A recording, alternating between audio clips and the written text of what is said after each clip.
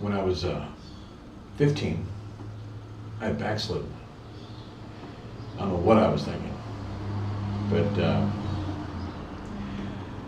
I had, as a young teenager, I'd done some PCP. I'm not proud of it, but it's something I think you have to know. Anyway, PCP is a depressant. It slows down your nervous system. Okay, slows down your heartbeat, slows down your circulation. And in a human being, you can only slow your system down so much. Well, I had taken it, and just before going to school. And my mother said, "Hey, Mike, you don't have to go to school today. We've got an appointment with the dentist." And our dentist was he administered laughing gas. Now, I didn't know that laughing gas, nitrous oxide, was a depressant. I had no idea. And of course, you can't use two depressants because there is a limit to how slow your body can go before it just stops altogether. I didn't know that. And so we go to the dentist's office. It was located on Van Born. It's a very busy highway. It's in Taylor, Michigan. Very busy. 4-lane highway, lots of traffic, and the dentist's office was located near an intersection, so there was, lots of sounds, lots of traffic in this place. Just outside of Detroit, suburb of Detroit, metropolitan area. So, went to the dentist's office, and they put me on the chair. And what happened was, of course, the PCP was already in the system, slowing everything down. And when they placed the mask on me, that, of course, the nitrous oxide slowed down my system even further. So when they placed it on me, I literally died. My eyes closed.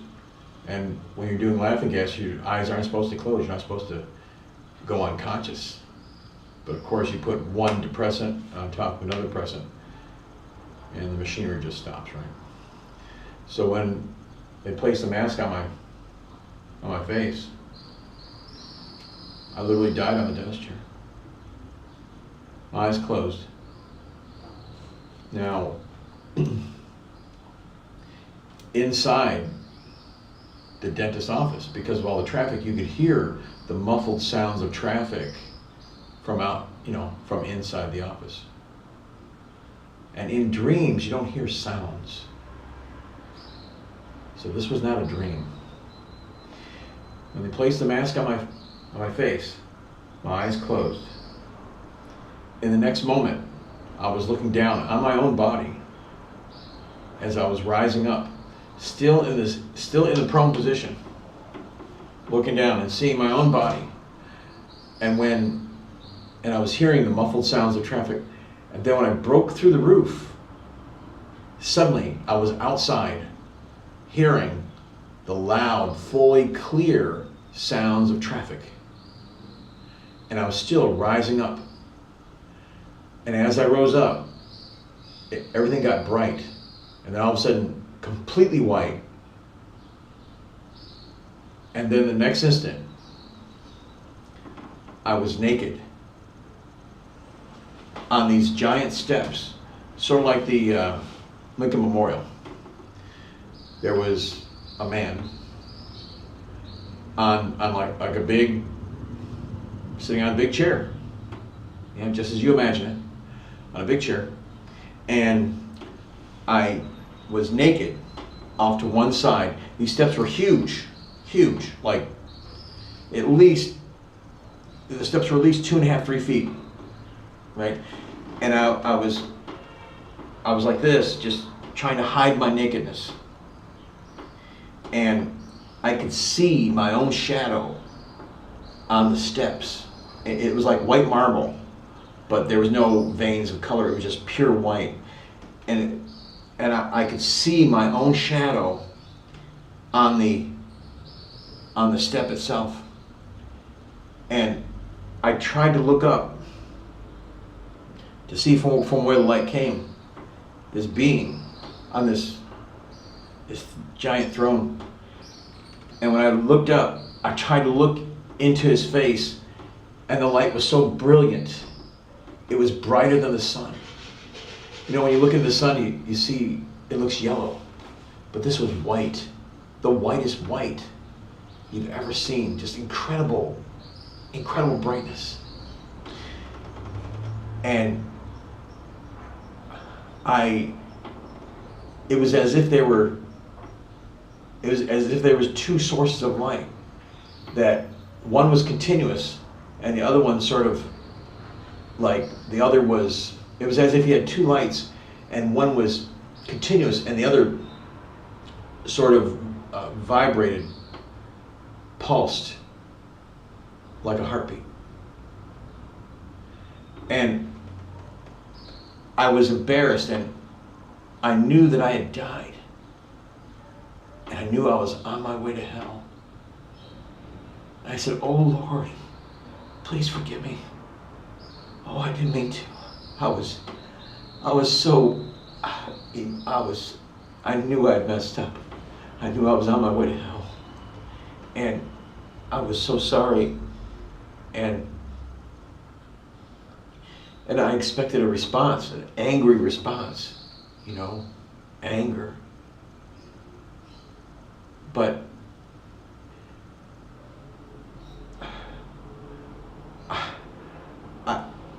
the light that came off, you know, that brilliant light, and that pulsing, I now know what that pulsing was. You know, many people say that they saw a bright light, and you know, I now know what that light is. That light is the light of God's love.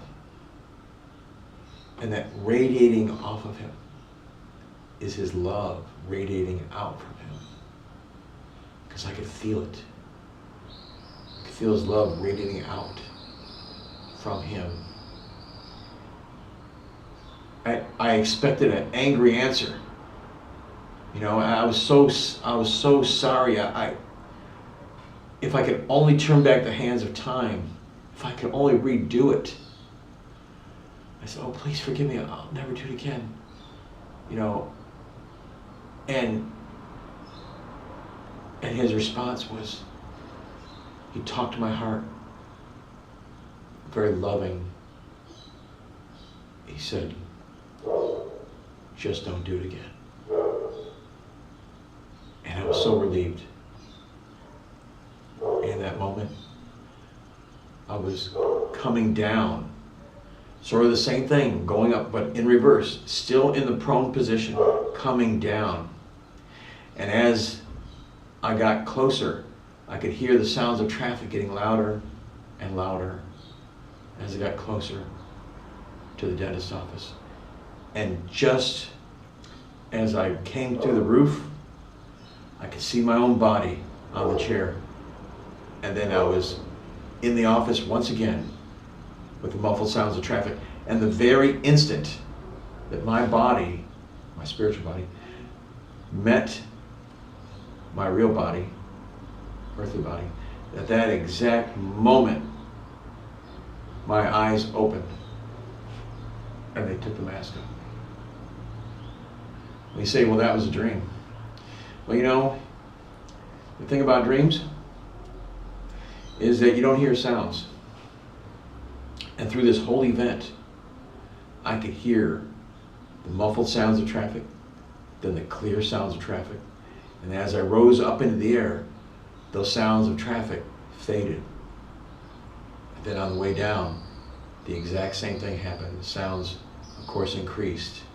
And after going through the ceiling, And then into the office, I was once again hearing the muffled sounds of traffic inside the office. So it wasn't a dream, it was real.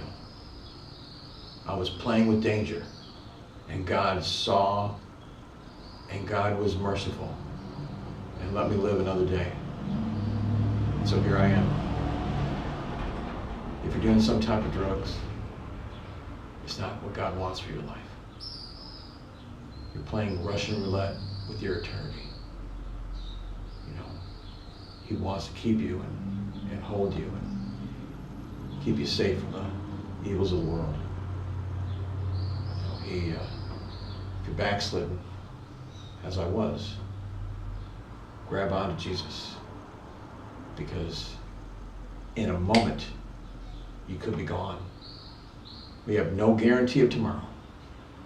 You don't know if you're gonna, you don't know if your heart is gonna beat one more time. You're here until that last heartbeat, and then after that, your destiny is fully written. You're gonna be wherever you're gonna be. Fortunately for me, God was merciful. And so I'm here to tell you this story so you can make your own decision. Thanks.